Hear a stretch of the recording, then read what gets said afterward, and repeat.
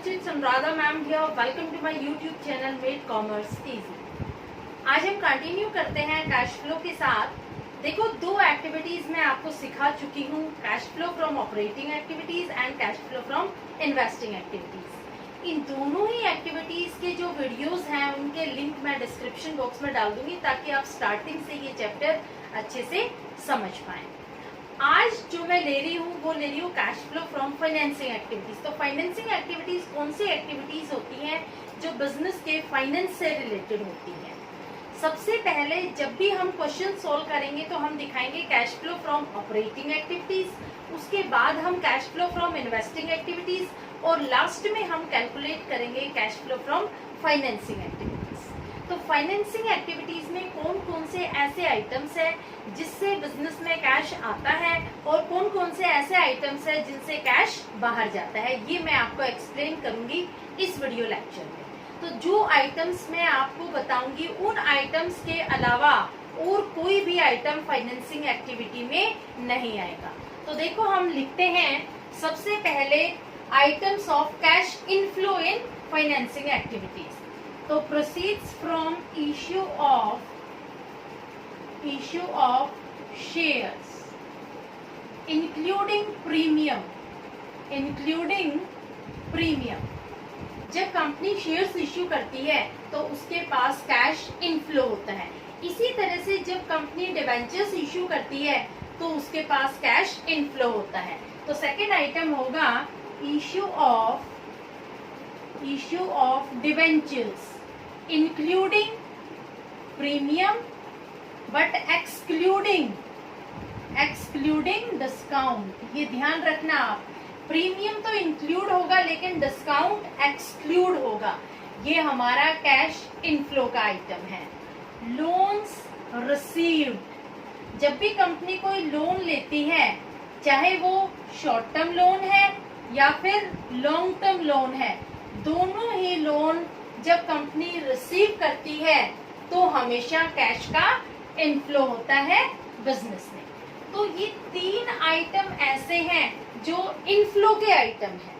तीन आइटम्स के अलावा फाइनेंसिंग एक्टिविटीज में और कोई आइटम इंक्लूड नहीं होगा कैश इनफ्लो। ठीक है, तो ये सारे आइटम आपको एग्जाम में नहीं आएंगे। इनमें से जो भी आइटम आएगा वो आपको कैश इनफ्लो में दिखाना है। जरूरी नहीं एग्जाम में तीनों ही आइटम आए। जो आइटम आपको पूछा जाएगा आपको सिर्फ वही आइटम लिखना है। सारे आइटम आपको एग्जाम में लिखने की रिक्वायरमेंट नहीं है। मैं आपको सारे आइटम इसलिए समझा रही हूँ कि कोई भी आइटम आपसे पूछा जाए तो आप उसको इजीली डिफाइन कर सकते हैं। अब मैं बता रही हूँ कैश आउटफ्लो के कौन कौन से आइटम्स है जो फाइनेंसिंग एक्टिविटीज में आएंगे। तो सबसे पहले जो हमारी पेमेंट होती है प्रेफरेंस शेयर्स की, payment made for preference shares, payment made for preference shares. तो ये जो अमाउंट होगी ये हमारी कैश आउटफ्लो की होगी और आउटफ्लो के आइटम हम हमेशा ब्रैकेट्स में दिखाएंगे। दूसरा आइटम आ जाएगा payment made for redemption of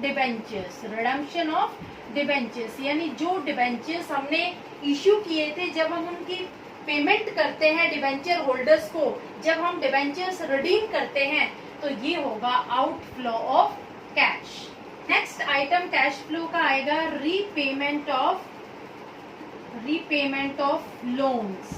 जो लोन हमने लिए थे, चाहे हमारे शॉर्ट टर्म लोन हो या फिर long term loan. Short term loan में क्या आ जाएगा, बैंक ओवरड्राफ्ट, कैश क्रेडिट, या हमने ज्यादा लंबे पीरियड के लिए लोन लिया है और अब हम उसकी रीपेमेंट कर रहे हैं तो वो भी हो जाएगा कैश आउटफ्लो। नेक्स्ट आइटम आएगा इंटरेस्ट ऑन डिबेंचर्स। जो डिबेंचर पर कंपनी इंटरेस्ट देती है वो भी कैश आउटफ्लो होगा। नेक्स्ट आइटम होगा payment of interim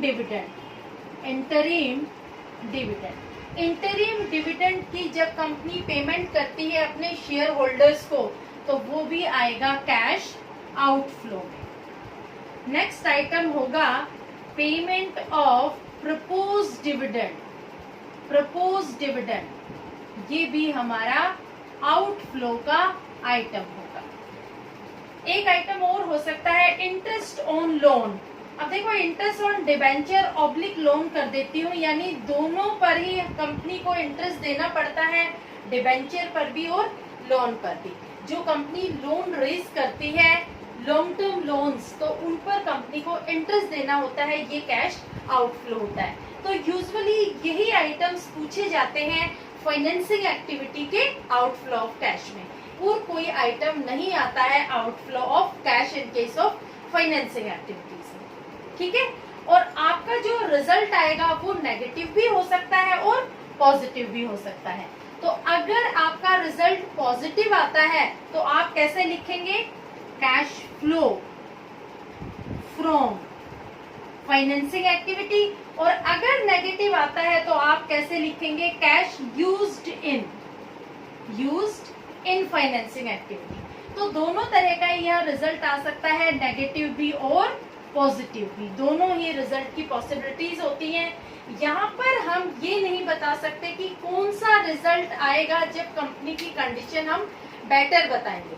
financing activities में हम ये कंक्लूड नहीं कर सकते कि अगर कंपनी का पॉजिटिव रिजल्ट आता है तो वो बेटर सिचुएशन में है, या नेगेटिव आता है तो वो बेटर सिचुएशन में है। जैसे मैंने इन्वेस्टिंग एक्टिविटीज में आपको बताया था कि अगर कंपनी का रिजल्ट नेगेटिव आता है तो इसका मतलब ये अच्छा है कंपनी के लिए, यानी कंपनी एक्सपैंड हो रही है, कंपनी ग्रो हो रही है। लेकिन यहाँ हम ऐसा कुछ डिफाइन नहीं कर सकते। पॉजिटिव और नेगेटिव रिजल्ट को देखते हुए सबसे पहले हमें ऑपरेटिंग और इन्वेस्टिंग एक्टिविटीज को कंसीडर करना पड़ता है, उसके बाद ही फाइनेंसिंग एक्टिविटीज के बारे में रिजल्ट दिया जा सकता है। तो ये तीनों एक्टिविटीज मैंने आपको बहुत अच्छे से एक्सप्लेन की है। अब आपका पूरा क्वेश्चन हो जाएगा कैश फ्लो का।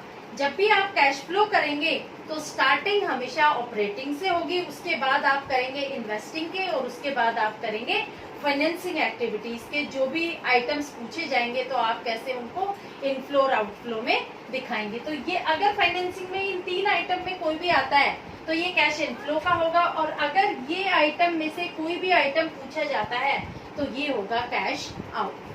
Hopefully you must have understood cash flow from financing activities also। अब हम पूरा क्वेश्चन कर सकते हैं कैश फ्लो का जो आपके CBSE में पूछा जाए। क्लियर? Okay, thank you.